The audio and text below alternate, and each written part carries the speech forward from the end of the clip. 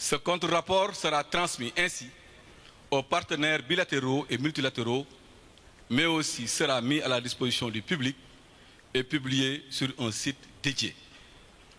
Au-delà des éléments déjà exposés lors du point de presse du 13 février 2025, je m'en vais alors vous présenter les grandes lignes.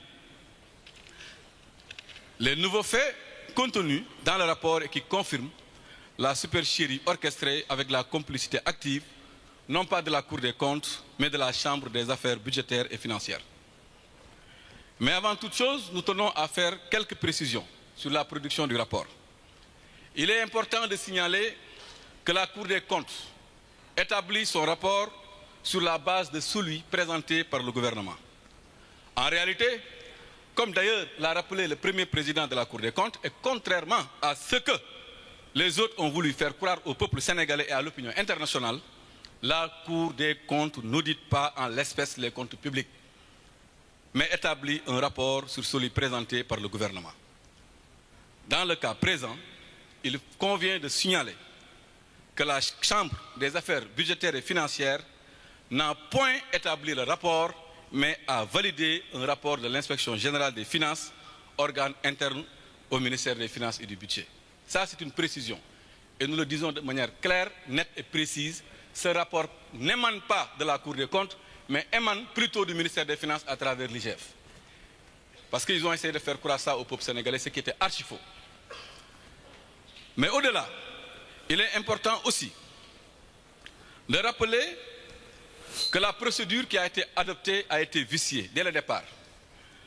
En réalité, le prétendu rapport a été élaboré et adopté par la seule Chambre des affaires budgétaires et financières et non dans le cadre de l'Assemblée de toutes les chambres réunies, conformément à l'article 19 de la loi organique sur la Cour des comptes qui dispose que la Cour des comptes siège en Assemblée des chambres réunies pour adopter le texte du rapport public général annuel, du rapport sur le projet de loi de règlement et de la déclaration générale de conformité, entre autres. Autrement dit, la Cour des comptes ne s'est pas réunie, toute chambre réunie. Excusez de la répétition. Donc à ce propos, attendu que le rapport sur la situation des finances publiques peut être considéré comme une synthèse des rapports annuels, son adoption dans les principes devrait au moins faire l'objet d'une séance en assemblée des chambres réunies. Madame, les chambres bidef, qui olof, dafa liggéeyu l'ensemble des chambres réunies, nous on conteste ce rapport. De même, il est important de préciser que des informations crédibles confirment une procédure d'audit viciée et tendancieuse, non seulement au niveau de l'IGF, mais aussi au niveau de la Cour des comptes, avec comme seul objectif de jeter le discrédit sur la gestion 2019-2024, cette belle gestion du président Macky Sall, marquée par les belles réalisations que nous tous nous avons vues. Nous avons en notre possession des informations crédibles qui créditent la thèse selon laquelle, au sein même de la Cour des comptes, un malaise s'est installé sur les conditions d'élaboration du président du rapport, qui sans doute violent les dispositions légales et vont dans le sens d'une grossière manipulation. Ainsi, des manquements graves qui ont accompagné la production de ce rapport remettent fondamentalement en cause son authenticité et sa crédibilité et montrent l'étendue de la supercherie. Nous le savons aujourd'hui.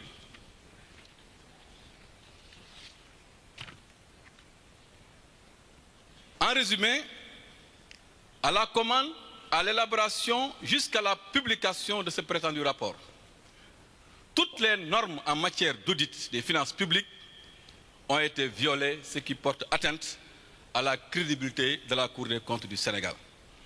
Dans ce cadre, une commission d'enquête parlementaire serait à même d'éclairer davantage la lanterne des Sénégalais et des partenaires et nous nous tenons disponibles pour accompagner une telle initiative. Nous voulons dire à PASTEF, chantre, soi-disant du Djubal Djubanti.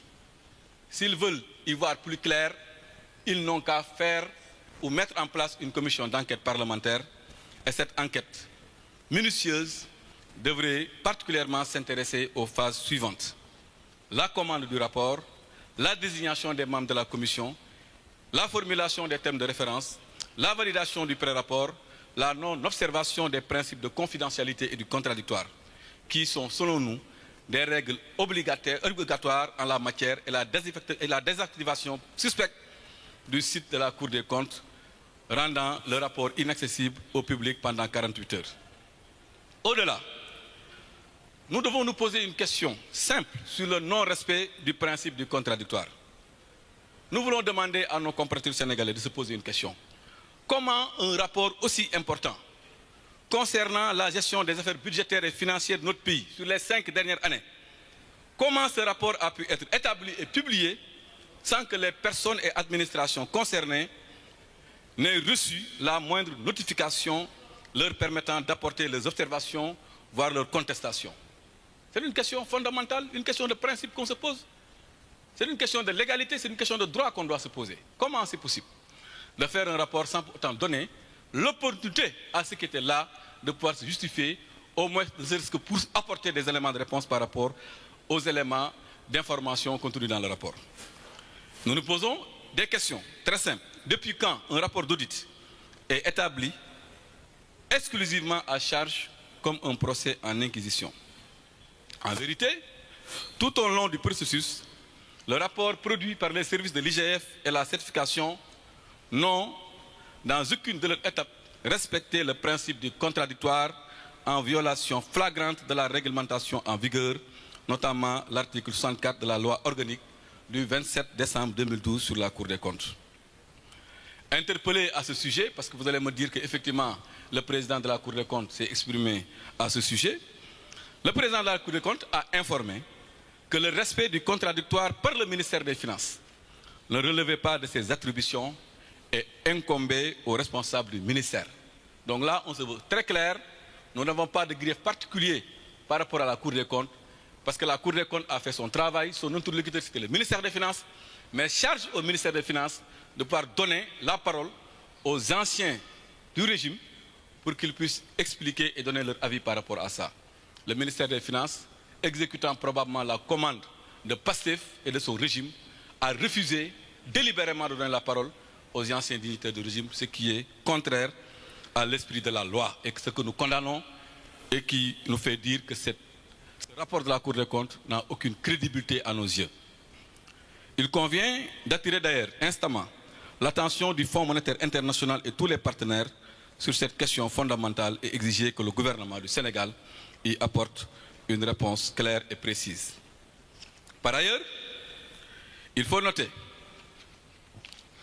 que deux versions, nous disons très clairement, deux versions du prétendu rapport circulent depuis lors dans le pays. Nous tous, nous l'avons vu. Les gens n'en parlent pas, mais c'est ça la réalité. Sur Internet, nous avons vu deux rapports qui circulent. L'un qui est signé et l'autre qui n'est pas signé. Et nous pensons qu'un rapport signé est plus crédible qu'un rapport qui n'est pas signé. Mais il est important que vous soyez entretenus sur le contenu du rapport qui a été signé. Donc pour dire que dans la version dite provisoire, ne figurent guère les données relatives à la dette bancaire. Alors que cette histoire de dette bancaire-là, qu'on nous parle de 2000 milliards, ne figure pas dans le rapport qui a été signé.